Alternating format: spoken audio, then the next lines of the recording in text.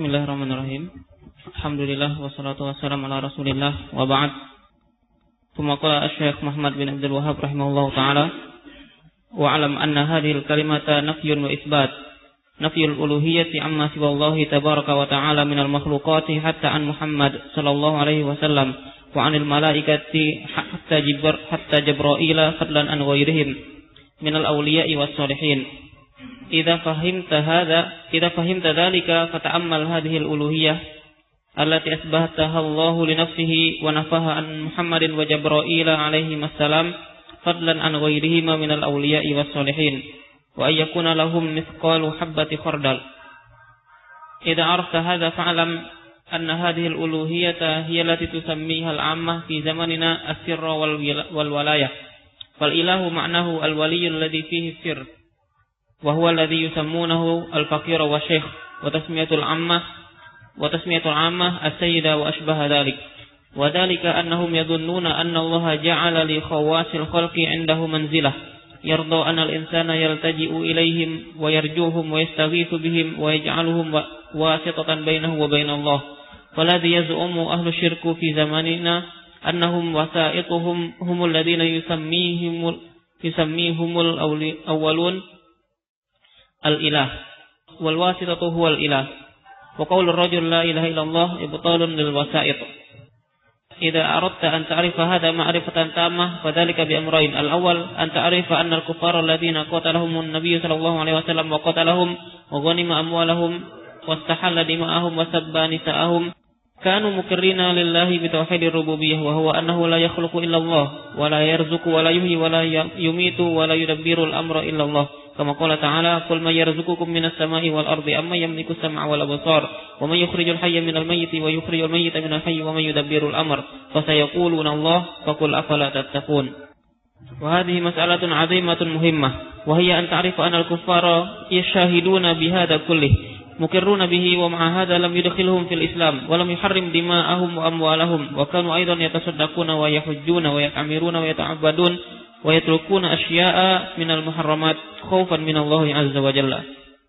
Walakin al-amr ats-tsani humul ladzi kaffarahum wa ahalla dima'ahum wa amwalahum wa huwa annahum la yashhaduna Allah bi tauhidil uluhiyyah wa huwa annahu la yud'a illa Allah wa la yurja illa Allah wahdahu la syarika lahu wa la yastaghathu bi ghairihi wa la yudbahu li ghairihi wa la yunzaru li ghairihi la li malakin muqarrabin wa la nabiyyin mursal.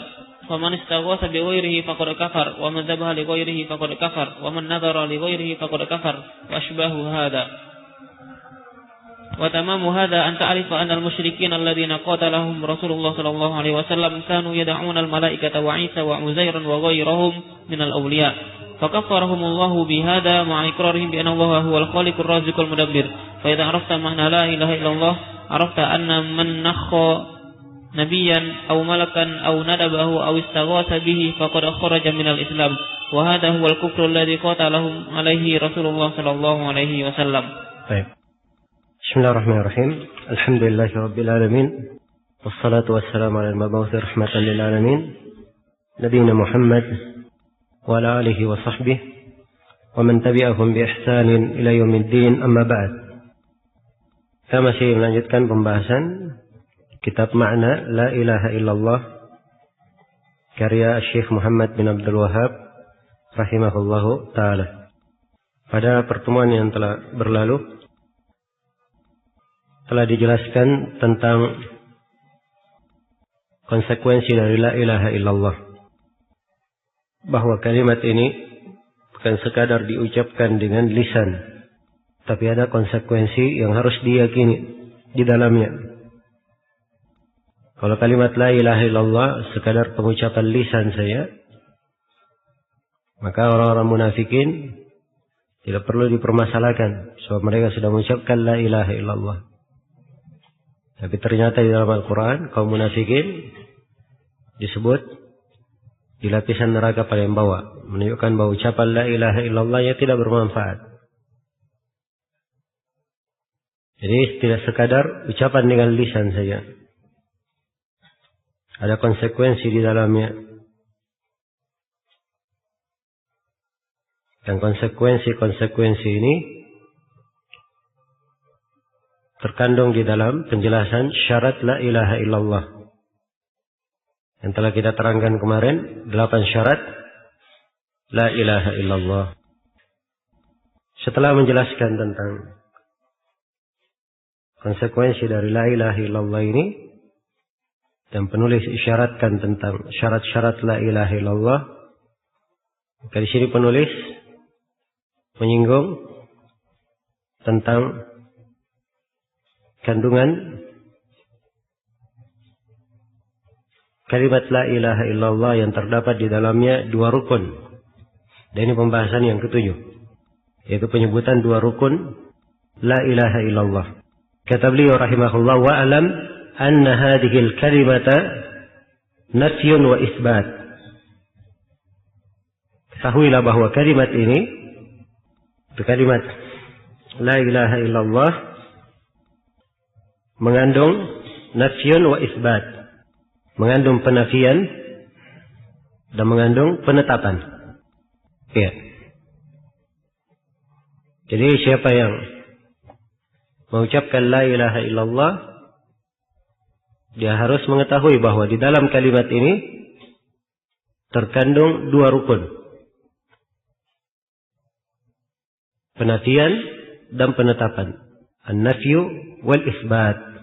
Ini 2 kalimat dihafalkan, an-nafyu wal isbat, penafian dan penetapan. Iya, la ilaha ini penafian, illallah isbat, penetapan. Dari keterangan yang sudah berlalu, yang akan diperjelas lagi oleh penulis nanti, bahwa la ilaha illallah maknanya la ma'buda bihaqqin illallah. Tidak ada sembahan yang hak kecuali Allah. Ini makna dari la ilaha illallah. Seorang harus meyakini bahwa tidak ada yang diibadahi dengan hak kecuali Allah Subhanahu wa taala. Kedua rukun, an-nafyu, penafian. Dia menafikan segala ibadah, berlepas diri dari segala ibadah, kafir dari segala ibadah kecuali ibadah kepada Allah Subhanahu wa taala. Ini an-nafyu namanya, penafian. Dan rukun yang kedua adalah al-isbat, penetapan. Dia tetapkan bahwa ibadah itu hanya untuk Allah. Iya. Inilah makna la ilaha illallah. Inilah makna la ilaha illallah. Dan disebut di dalam banyak ayat. Allah berfirman, "Dzalika bi anna Allah huwal haqq wa anna ma yad'una min dunihi al-batil." Di ayat yang lain huwal batil. Hal tersebut karena Allah adalah Maha al-haq, Maha benar. Dan apa yang diibadahi selain daripada Allah itu adalah kebatilan. Jadi harus ditetapkan bahwa segala ibadah hanya untuk Allah.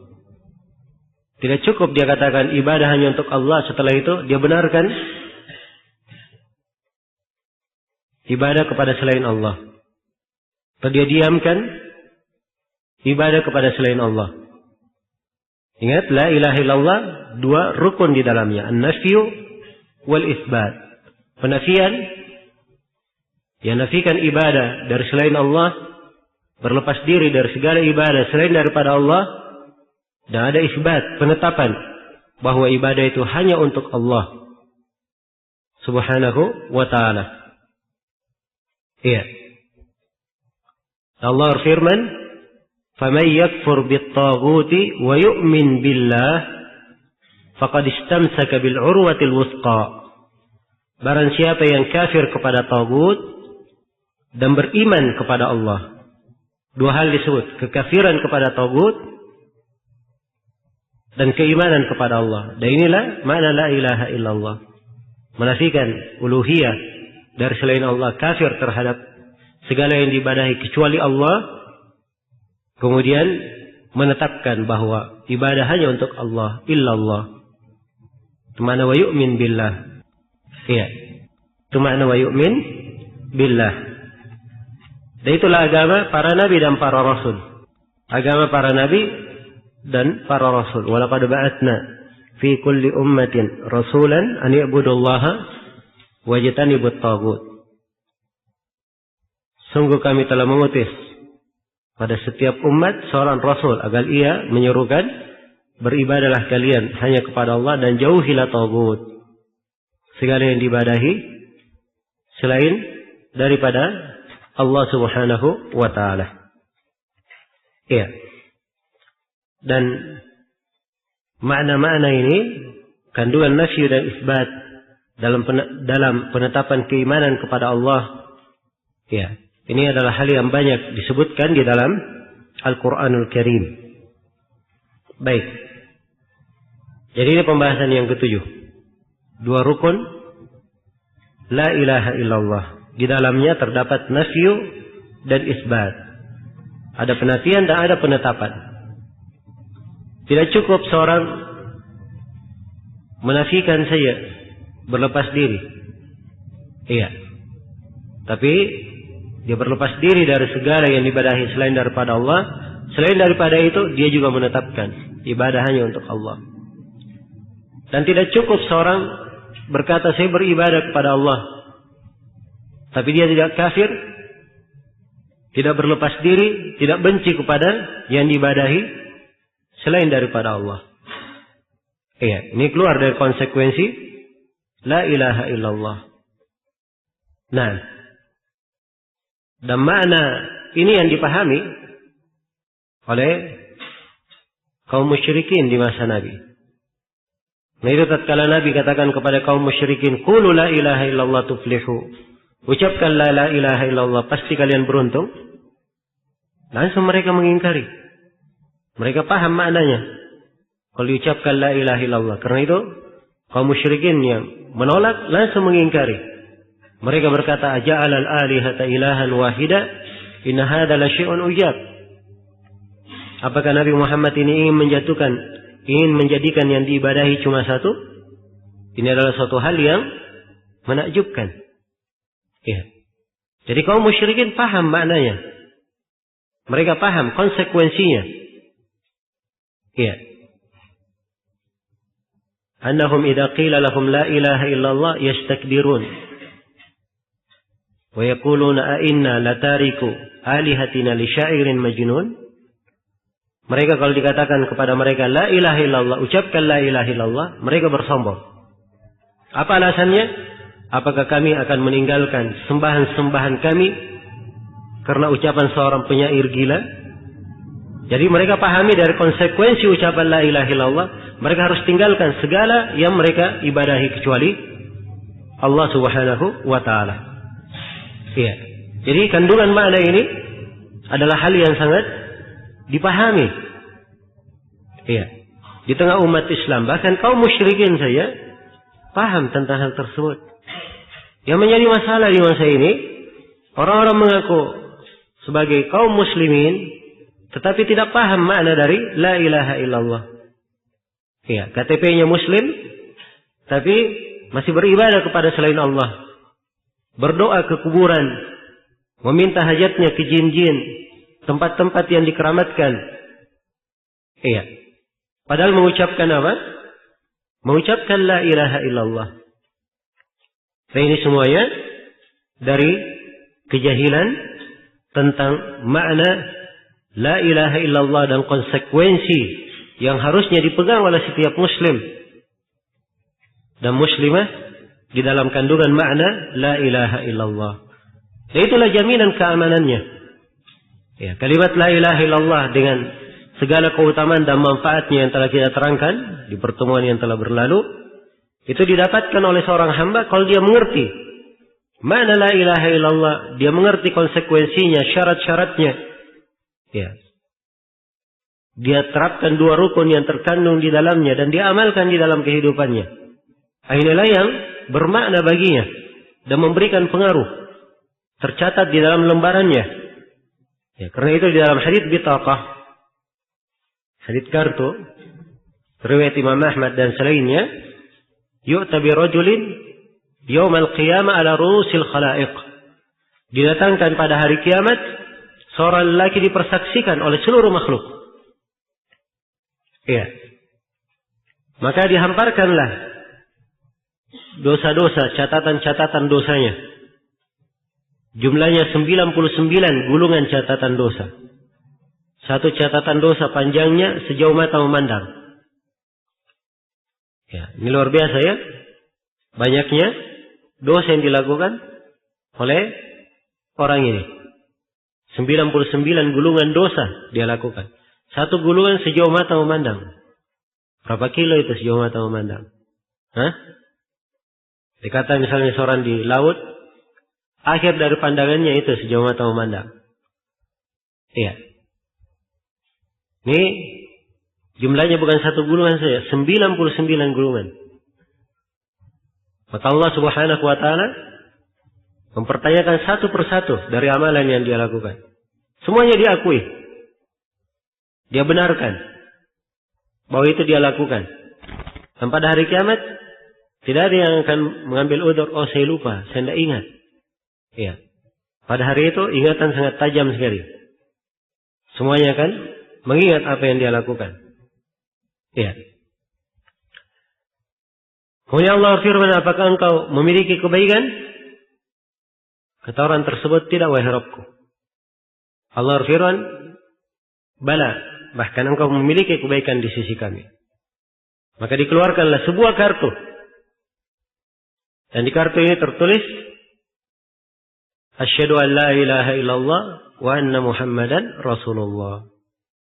Dia orang yang mempersaksikan la ilaha illallah. Dan Nabi Muhammad adalah apa? Utusan Allah. Tertulis di kartunya sebab ya, kandungan la ilaha illallah ini benar pada dirinya. Dia terapkan walaupun dia banyak dosa, tapi tidak pernah berbuat kesyirikan. Ini kata dia berbuat kesyirikan, tidak mungkin tertulis la ilaha illallah di situ. Iya. Jelas ya? Maka diperintahlah dia untuk menghadiri timbangannya. Setelah ditimbang, 99 gulungan diletakkan di atas satu anak timbangan dan kartu diletakkan di atas timbangan yang lainnya. Ternyata 99 gulungan dosa ini ya terbang ke atas dan kartu lebih berat. Perhatikan. Ya, dari keutamaan kalimat tauhid, dari keutamaan la ilaha illallah. Tapi sekali lagi, ini akan tercatat bagi seorang hamba kalau dia mengetahui kandungannya, beramal dengan konsekuensinya, menerapkan syarat-syaratnya. Iya. Adapun dia sendiri melanggar dari kandungan la ilaha illallah, tidak menjalankan konsekuensinya, maka tidak ada manfaatnya seorang mengucapkan la ilaha illallah tersebut. Iya. Baca la ilaha illallah sambil tawaf di kuburan, minta pada penghuni kubur. Apa gunanya dia mengucapkannya? Baik. Jadi ini kalimat, sekali lagi, terdapat di dalamnya kandungan.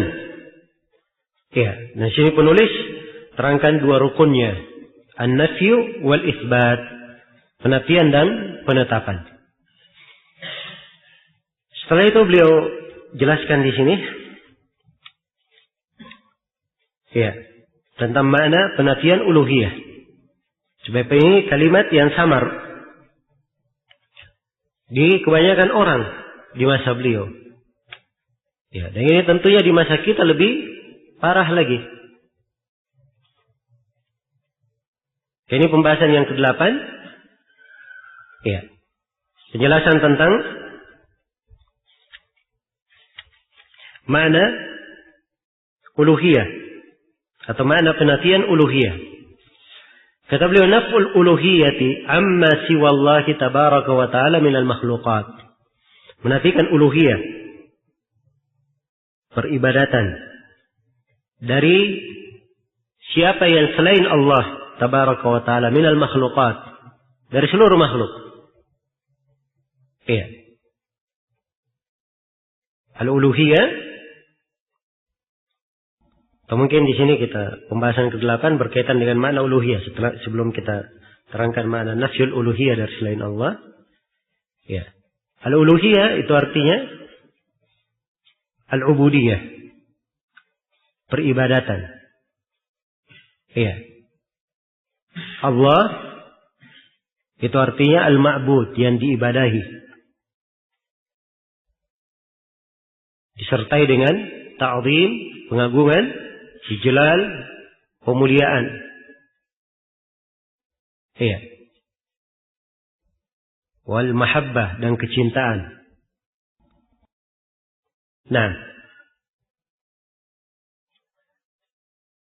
Dan uluhiyah ini hanya untuk Allah Subhanahu wa taala, dari kekhususan Allah Subhanahu wa taala. Karena itu dinafikan di kalimat la ilaha illallah.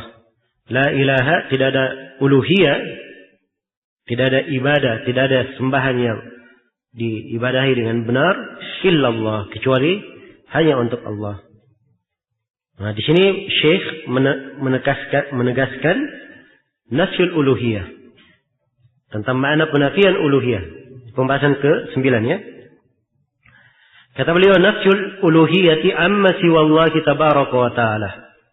Menafikan uluhiyah dari siapa yang selain Allah tabaraka wa ta'ala minal makhluqat. Iya. Jadi penafian yang dimaksud adalah penafian uluhiyah, penyembahan atau peribadatan segala sesuatu selain Allah tabaraka wa ta'ala dari seluruh makhluk, minal makhluqat. Dinafikan uluhiyah dari seluruh makhluk. Hatta an Muhammadin sallallahu alaihi wasallam wa anil malaikah. Dinafikan. Iya. Dinafikan bahkan dari Nabi Muhammad dan para malaikat. Ya. Hatta Jibril, sampai dari Jibril juga dinafikan. Fadlan an ghairihima, Jibril alaihi wassalam. Ya. Baik, anil malaika wa Jibril wa Jibril fadlan an ghairihim minal awliya'i was salihin. Apalagi wali-wali dan orang-orang salih selainnya. Jadi seluruh makhluk, dari nabi maupun malaikat. Nabi yang paling afdal Nabi Muhammad. Dari Nabi Muhammad saja dinafikan apa? Uluhiyah dari beliau. Iya. Nabi tidak memiliki suatu apapun dari uluhiyah. Demikian pula Jibril. Dari para malaikat yang paling afdalnya adalah siapa? Jibril. Jibril saja tidak memiliki sedikit pun dari uluhiyah. Jadi nafikan segala uluhiyah. Segala uluhiyah itu dari seluruh makhluk. Ditetapkan bahwa uluhiyah hanya milik siapa?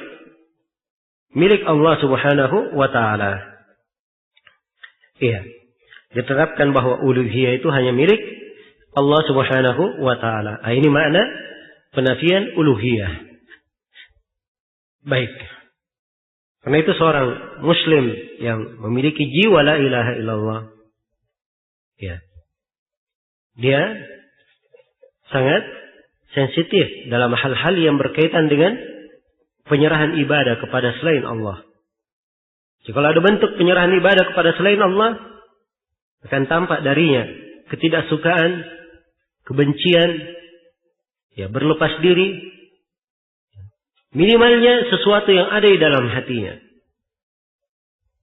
Nah, dan ini dari konsekuensi la ilaha illallah dan menunjukkan bagusnya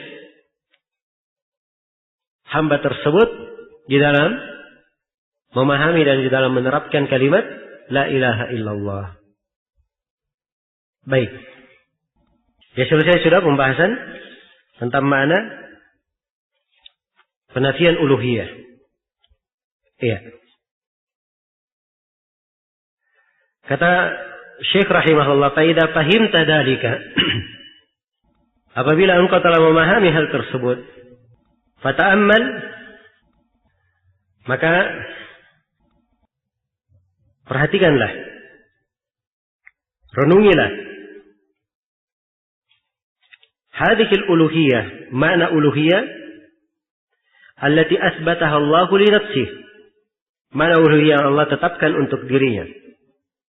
Wa nafaha an Muhammadin wa Jibril alaihi wassalam. Dan renungi pula hal yang Allah nafikan dari Nabi Muhammad dan dari Jibril alaihi wassalam.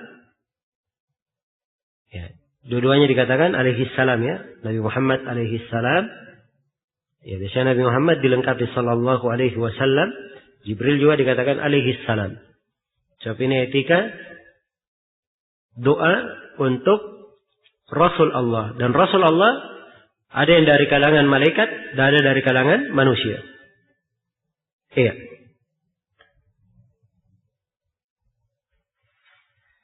Baik. Fadlan an ghairihima minal awliya'i was salihin. Apalagi dari selain keduanya. Ya, berupa wali-wali dan orang-orang salih. Kalau penghulunya saja, penghulu Nabi dan Rasul Nabi Muhammad tidak memiliki uluhiyah sama sekali, apalagi selainnya dari para Nabi dan Rasul. Ya, apalagi hanya orang-orang salih saja. Apalagi kaum muslimin secara umum saja. Iya. Dan sekarang ini naudzubillah sebagian dari kaum muslimin mendatangi kuburan-kuburan. Mereka sembah kuburan itu, meminta hajat doa kepada penghuni kubur. Kadang mereka tidak tahu siapa penghuni kuburnya. Kadang mereka kenal bahkan penghuni kubur dulu ini di masa hidupnya adalah orang yang fajir, seorang yang fasik. Tapi bersamaan dengan itu datang ke kuburan. Iya. Dan ini menunjukkan kepada kita semua dahsyatnya kesyirikan di masa ini. Nah, baik. Fadlan an ghairihi min al-awliya'i was salihin, apalagi selain keduanya berupa wali dan orang-orang yang salih, wa yakuna lahum mithqalu habbati khardalin, bahwa mereka tidak memiliki uluhiyah seberat biji sawi pun. Ya, biji khardal ini kecil sekali. Sangat kecil bijinya. Biji kecil saja tidak ada mereka memiliki uluhiyah. Ya, dan ini pembahasan ya untuk sama sekali mereka tidak berhak mendapatkan uluhiyah peribadatan sama sekali. Ya, para malaikat ibadun mukramun, para hamba disebut ibad. Dan Nabi Muhammad sallallahu alaihi wasallam disebut dengan predikat hamba di banyak tempat. Ya. Dan beliau sendiri diperintah untuk mengatakan, la amliku li nafsi naf'an wa la darra. Saya tidak memiliki untuk diriku manfaat maupun bahaya. Dan beliau sendiri berkata, la a'lamul ghaib. Saya tidak mengetahui yang gaib. Ya. Dan banyak sekali dari hal-hal yang disebut dalam Al-Quran yang menunjukkan bahwa Nabi Muhammad SAW dinafikan darinya uluhiyah. Ya. Karena itu orang yang mengucapkan la ilaha illallah, setelah itu datang ke kuburan Nabi Muhammad meminta kepada Nabi Muhammad, ini benar ucapan la ilaha illallahnya atau tidak? Ya, jawabannya tidak benar. Dia tidak paham kalimat la ilaha illallah. Ya.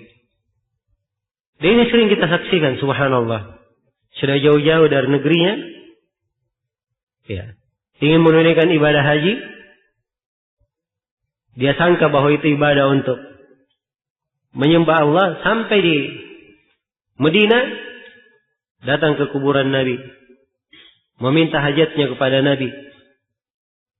Dia batalkan ibadah hajinya dengan kesyirikan yang dia lakukan. Iya. Nah, setiap pelaksanaan ibadah membaca talbiyah, banyak membaca zikir, kadang membaca tahlil, la ilaha illallah, wahdahu la syarikalah, lahul mulku wa lahul hamd, wa huwa ala kulli syai'in qadir. Tapi sejumlah manusia itu ucapan di lisan saja. berbeda dengan perbuatannya. Dan ini menunjukkan jauhnya manusia dari memahami hakikat kalimat la ilaha illallah. Karena itu harus diketahui ya, ini kalimat agung, ada konsekuensi dan maknanya. Dan ini yang memberi pengaruh ya, untuk seorang hamba di dalam kehidupannya. Nah, kemudian Syekh di sini menjelaskan tentang bagaimana makna uluhiyah ini di kalangan kaum musyrikin masa kini. Ini di masa beliau ya. Ya, dan ini terjadi di masa kita juga. Kata beliau, "Idza arafta hada", apabila engkau telah mengerti hal ini, fa'lam anna hadhihi al-uluhiyah, tahuilah bahwa uluhiyah inilah allati tusammiha al-ammatu fi zamanina as-sirra wal walayah. Bahwa uluhiyah inilah yang disebut oleh orang-orang umum pada masa kita dengan nama as-sir dan al-walayah. Disebut as-sir, rahasia dan kewalian. Apa makna as-sir wal walayah menurut mereka di masa Syekh ini? Wal ilahu ma'nahu al-wali alladhi fihi sir, alladhi fihi sir.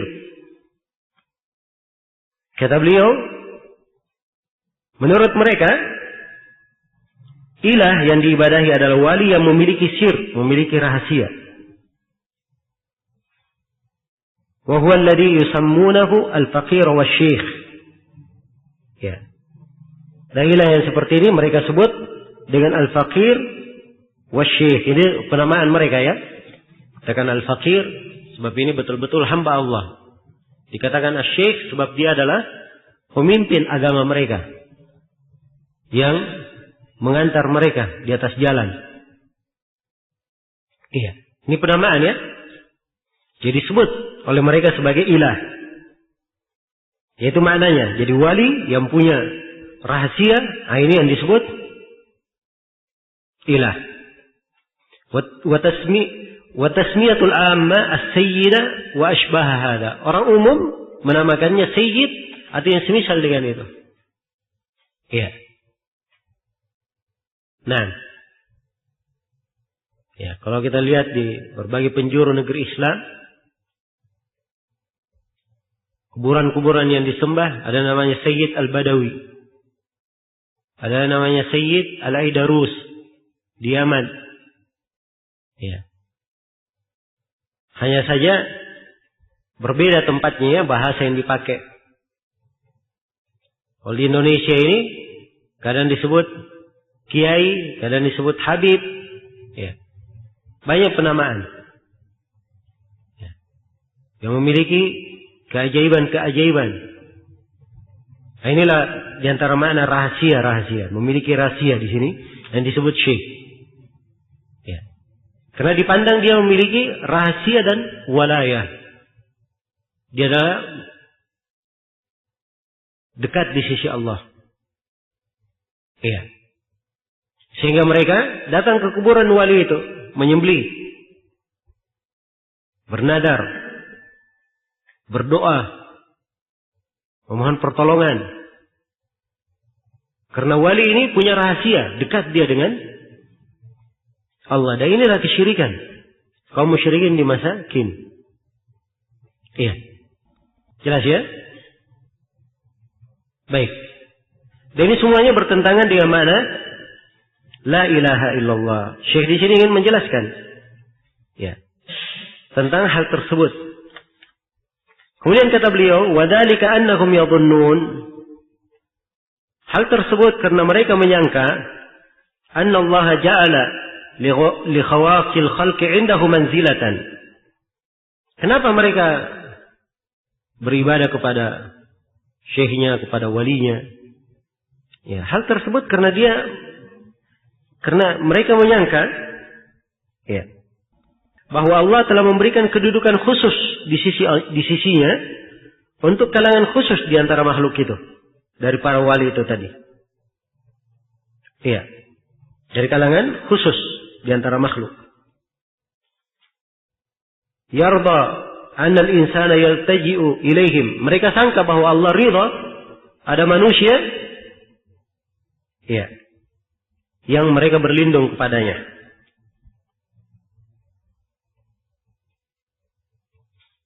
Wa yarjuhum, dan mereka sangka bahwa ada manusia yang boleh diharapkan. Ya. Dimintai pertolongan. Wa yastaghitsu bihim, dan ada manusia yang boleh dimintai pertolongan terhadap kesulitan apabila terjadi. Wa yaj'aluhum wasitatan bainahu wa bainallah, dan mereka jadikan hal tersebut sebagai wasitah, sebagai perantara-perantara antara dia dan Allah. فالذي يزعم أهل الشرك في زماننا أنهم وسائطهم هم الذين يسميهم الأولون الإله والواسطة هو الإله. Iya. Nah, sekarang Syekh mendudukkan keserupaan antara kaum musyrikin, perbuatan kaum musyrikin di masa beliau dengan kaum musyrikin di masa Nabi. Iya. Kata beliau rahimahullah, jadi demikianlah sangkaan para pelaku kesyirikan di masa kini. Bahwa mereka itu, para wali-wali itu tadi, adalah perantara-perantara. Perantara-perantara mereka. Yang dinamakan oleh orang musyrik di masa dahulu, yaitu di masa Nabi, dengan nama ilah. Dan perantara itu namanya ilah. Iya. Jelas ya? Faqaulur rajul la ilaha illallah ibtalun lil wasa'id. Nah, di sini Syekh masuk ke penekanan. Apa kuncinya beliau terangkan? Kaum musyrikin di masa sekarang dinamakan amma, dijadikan sebagai perantara. Beliau ingin terangkan bahwa dari kandungan la ilaha illallah, seorang harus menganggap batil seluruh perantara itu. Berlepas diri dari perbuatan kesyirikan yang dilakukan oleh kaum musyrikin di masa dahulu mau di masa kini, yang menjadikan makhluk-makhluk sebagai perantara antara mereka dan antara Allah Subhanahu wa taala. Iya. Dan membuat perantara antara mereka dan antara Allah, itulah kesyirikan kaum musyrikin di masa dahulu. Wa ya'buduna min dunillahi ma la yadurruhum wa la yanfa'uhum. Wa yaquluna haula'i syufa'una indallah. Dan mereka beribadah kepada selain Allah. Sembahan-sembahan yang tidak akan membahayakan mereka, tidak memberi manfaat kepada mereka. Dan mereka berkata itu adalah pemberi syafaat untuk kami di sisi Allah. Walladzina ittakhadhu min dunihi ya alihatan ma na'buduhum illa liyuqarribuna ila Allahi zulfa. Walladzina ittakhadhu min dunihi awliya'a ma na'buduhum illa liyuqarribuna ila Allahi zulfa. Orang-orang yang menjadikan wali-wali dari selain Allah, mereka berkata, kami tidak bertaqarrub kepada mereka kecuali untuk mendekatkan kami kepada Allah dengan sedekat-dekatnya. Ya. Jadi ini perbuatan kaum musyrikin di masa dahulu. Mereka beribadah kepada sembahannya adalah menjadikan mereka sebagai perantara. Menjadikan mereka sebagai perantara. Ya. Dan inilah letak kekufuran kaum musyrikin di masa dahulu. Jadi kalau ada kaum muslimin yang mengaku berucap la ilaha illallah, tapi dia juga membuat perantara antara dia dan antara Allah, maka ini bermanfaat ucapan la ilaha illallahnya? Jawabannya tidak. Iya. Karena perbuatan mereka itu sama dengan perbuatan kaum musyrikin di masa dahulu. Baik. Selesai sudah ya? Sini Syekh terangkan makna dari uluhiyah dan kebatilan uluhiyah yang dilakukan oleh orang-orang awam di masa beliau. Ya, dan itu bertentangan dengan kalimat la ilaha illallah. Dan la ilaha illallah itu artinya ibtalun lil wasa'id. Adalah pembatilan terhadap segala perantara. Iya. Siapapun yang menjadi perantara itu adalah batil. Itu adalah batil. Nah, Kemudian Syekh di sini ingin memperjelas makna la ilaha illallah dari sudut lain. Ya, perhatikan ya, cara Syekh rahimahullah menanamkan makna la ilaha illallah ini. Sebab kandungan dari makna la ilaha illallah yang diterangkan oleh Syekh di sini, ini dari hal yang banyak manusia tidak mengetahuinya. Ya. Bahkan banyak dari manusia lalai darinya, menyelisihinya. Baik. Nah, ini pembahasan kita yang ke-9. Tentang dua perkara yang memperjelas makna la ilaha illallah. Kata beliau, wa idza aradta an ta'rifa hada ma'rifatan tammatan fadzalika bi amrayn.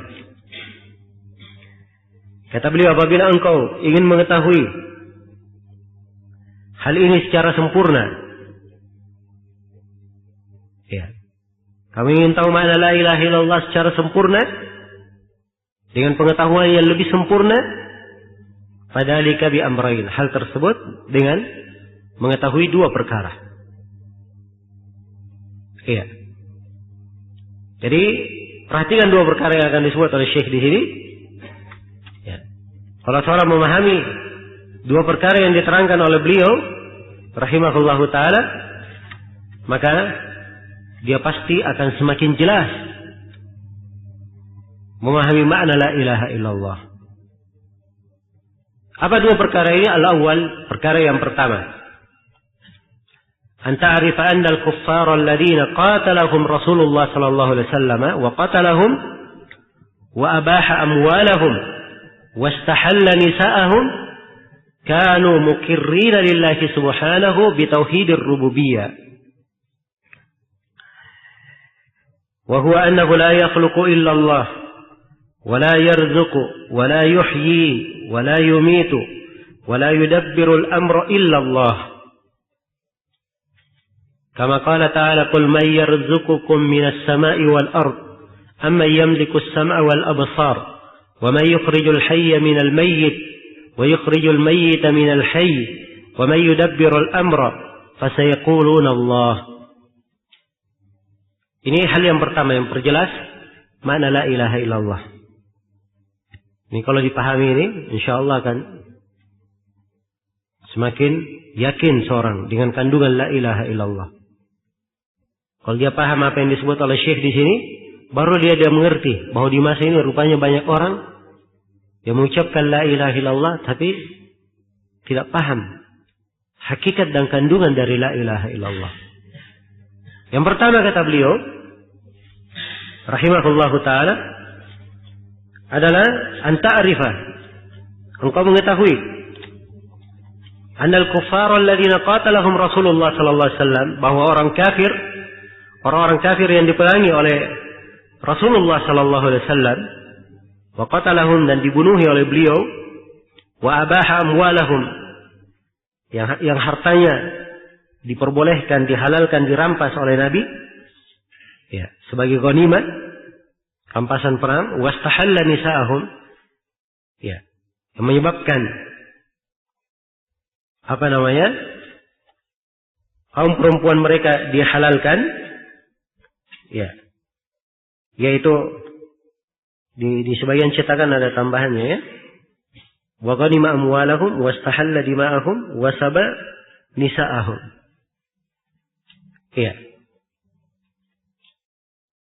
yang harta-harta mereka itu dijadikan sebagai ghanimah, ya, darah mereka dihalalkan, dan kaum perempuan mereka ditawan. Nah, jadi orang kafir yang di masa Nabi ini kanu mukirrina lillahi subhanahu bitauhidir rububiyyah. Mereka itu mengakui tauhid rububiyah Allah. Ya. Jadi kaum musyrikin diakui tauhid rububiyah Allah. Bagaimana keyakinan mereka? Wa huwa annahu la yakhluqu wa la yarzuqu wa la yuhyi wa la yumitu wa la yudabbirul amr illa Allah. Mereka paham bahwa mereka yakini tidak ada yang mencipta, tidak ada yang memberi rezeki, tidak ada yang menghidupkan, tidak ada yang mematikan, tidak ada yang mengatur perkara kecuali Allah. Iya. Apa dalilnya bahwa kaum musyrikin mengakui hal ini? Dalilnya, kama qala ta'ala, sebagaimana firman Allah Ta'ala, "Qul may yarzuqukum minas sama'i wal ard." Katakanlah, siapa yang memberi rezeki kepada kalian dari langit dan bumi? Amma yamlikus sama wal absar. Atau siapakah yang berkuasa untuk menciptakan pendengaran dan penglihatan? Wa may yukhrijul hayya minal mayyit. Siapakah yang mengeluarkan yang hidup dari yang mati? Wa yukhrijul mayyita minal hayy. Siapakah yang mengeluarkan yang mati dari yang hidup? Wa may yudabbirul amra. Dan siapakah yang mengatur segala urusan? Ini pertanyaan-pertanyaan. Kalau ditanyakan kepada kaum musyrikin, apa jawaban mereka? Allah terangkan jawaban mereka di kelanjutan ayat. Fasayaquluna Allah. Mereka menjawab, pasti mereka menjawab, Allah yang melakukan hal tersebut. Nah, jadi tidak diragukan ya, bahwa kaum musyrikin yang diperangi oleh Nabi, kaum musyrikin yang ditumpahkan darahnya oleh Nabi, dirampas harta mereka sebagai ghanimah di dalam peperangan, ditawan kaum perempuan mereka. Iya. Kaum musyrikin yang diperangi oleh Nabi ini semuanya mengakui Allah yang mencipta, Allah yang memberi rezeki, Allah yang menghidupkan, Allah yang mematikan, Allah yang mengatur segala urusan. Ya. Mereka akui. Jelas ya? Kalau begitu dari sini seorang sudah bisa memahami kekeliruan orang yang menerjemah la ilaha illallah. Dia terjemah apa? Tidak ada Tuhan kecuali Allah. Tidak ada yang memberi rezeki kecuali Allah. Tidak ada yang mencipta kecuali Allah. Kalau itu makna la ilaha illallah, ya, berarti kaum musyrikin di masa Nabi sudah apa? Sudah masuk Islam semua. Ya. Tapi ini tentunya adalah pemahaman yang keliru, sebab Nabi memerangi mereka, menunjukkan bahwa ya, makna la ilaha illallah bukan itu.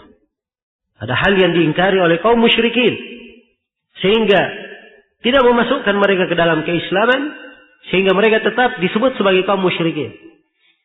Sebab inti permasalahannya di dalam masalah uluhiyah, dalam masalah ibadah. Itu inti permasalahan. Ya. Betul dari kandungan la ilaha illallah, tidak ada yang mencipta, menghidupkan. Itu dari kandungannya. Tapi bukan itu makna dari la ilaha illallah. La ilaha illallah artinya tidak ada yang berhak diibadahi kecuali Allah. Ini yang tidak diridhai oleh kaum musyrikin.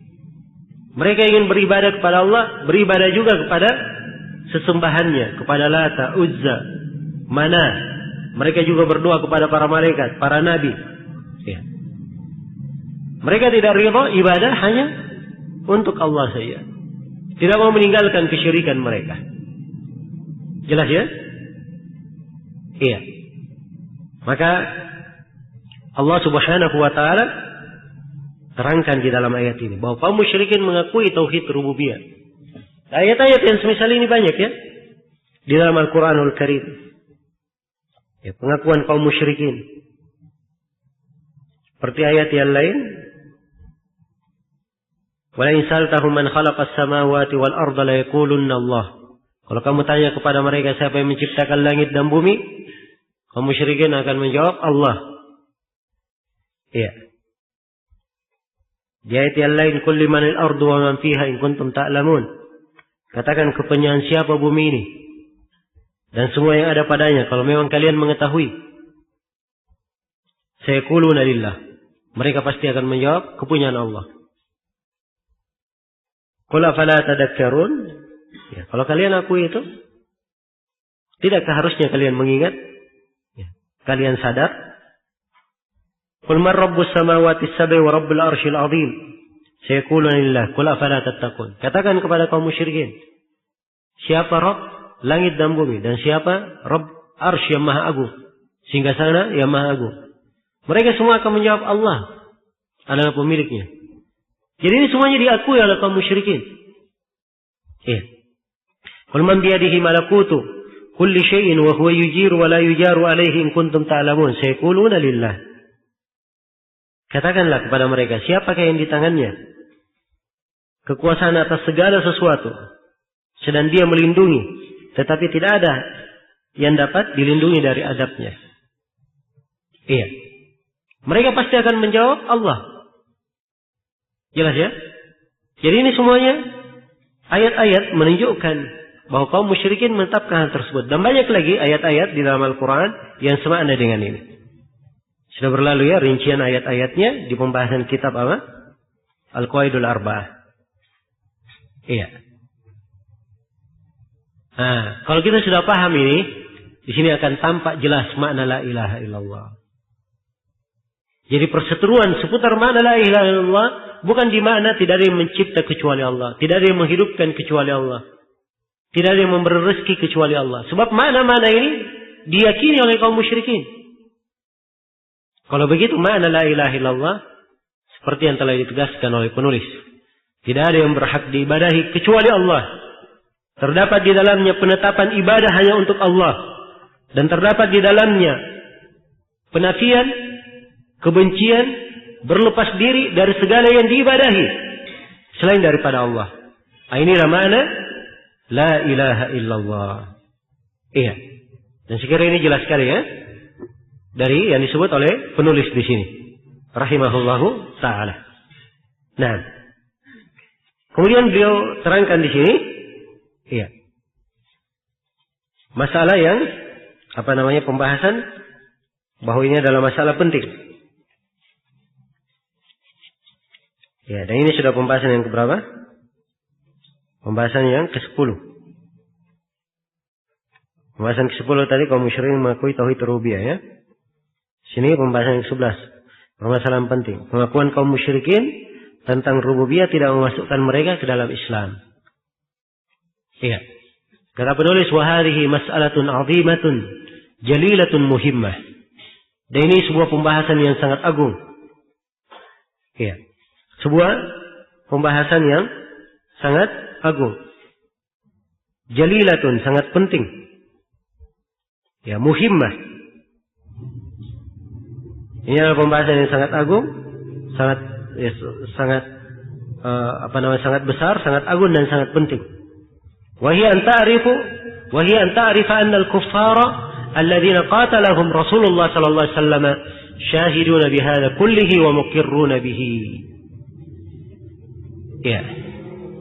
Yaitu engkau mengetahui bahwa orang-orang kafir yang diperangi oleh Rasulullah sallallahu alaihi wasallam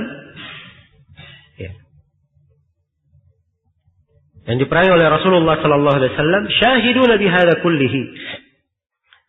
Mereka mempersaksikan seluruh hal ini. Wa muqirruna bihi, dan menetapkannya. Wa ma hadza lam yudkhilhum dzalika fil Islam. Bersamaan dengan ini, hal tersebut tidak memasukkan mereka di dalam Islam. Wa la yuharrim dima'ahum wa la amwalahum, dan tidak mengharamkan darah dan harta mereka. Ya. Karena masih diperangi oleh Nabi. Jelas ya? وكانوا أيضا يتصدقون ويحجون ويعتمرون ويتعبدون ويتركون أشياء من المحرمات خوفا من الله عز وجل. Apalagi kalau dilihat dari kehidupan kaum musyrikin di masa Nabi, mereka juga bersedekah. Ya. Dimaklumi ya sedekah orang-orang musyrik di masa Nabi. Mereka orang Arab, Quraisy Mekah itu, ya, dikenal dengan kedermawanan.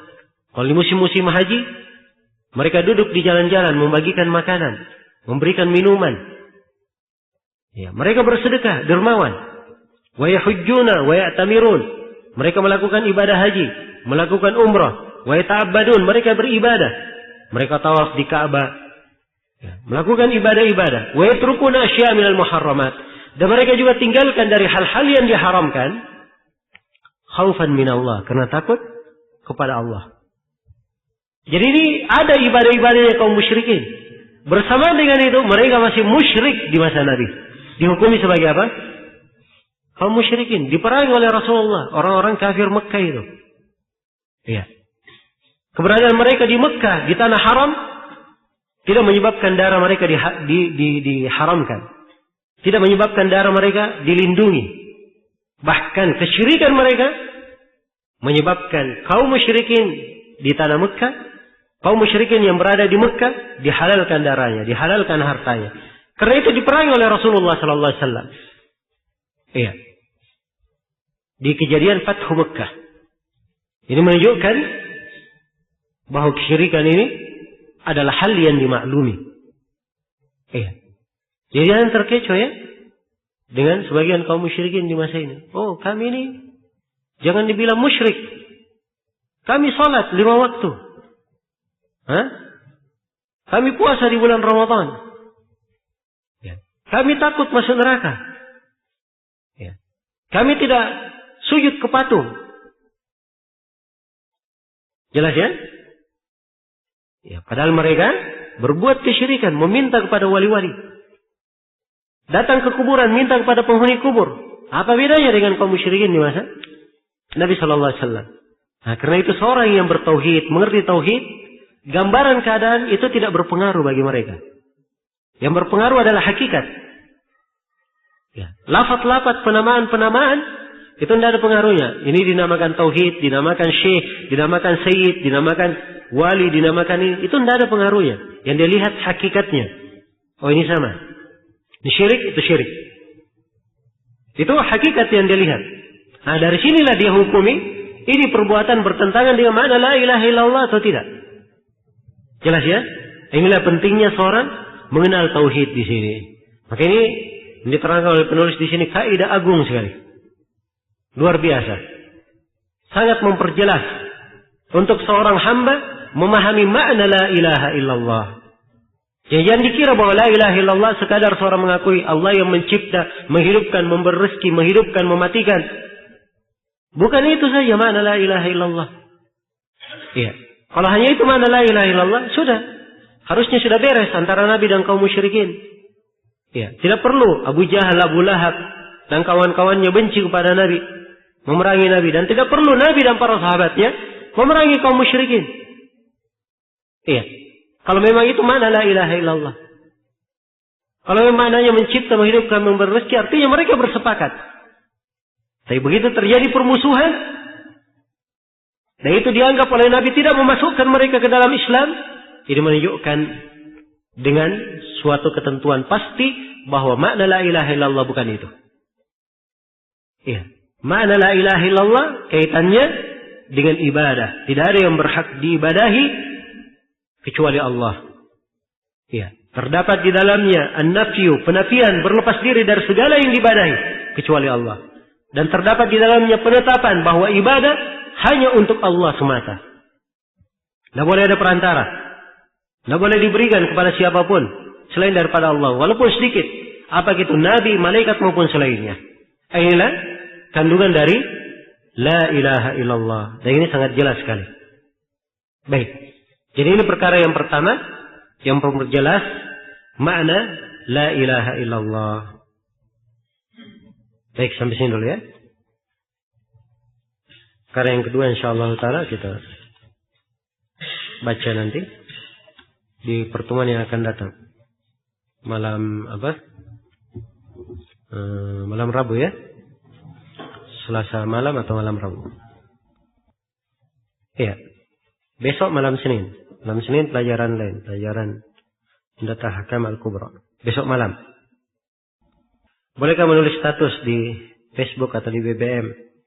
Berupa ucapan misalnya, ya Allah berikanlah aku kemudahan. Ini, ya Allah berikanlah aku kemudahan. Ini kalimat doa. Doa kepada siapa? Kepada Allah. Tidak ada masalah ya. Kalau dia tulis di BBM-nya, wahai orang yang membaca, berikanlah aku kemudahan. Nah itu baru kesyirikan namanya. Ini pengabarannya, status ini pengabaran bahwa dia berdoa. Ya Allah berikanlah aku kemudahan. Dan hal yang seperti ini tidak ada masalah. InsyaAllah ta'ala. Baik. Sekiranya cukup dalam sini ya. Subhanakallahumma wa bihamdik. Asyhadu an la ilaha illa anta astaghfiruka wa atubu ilaik. Walhamdulillahi rabbil alamin.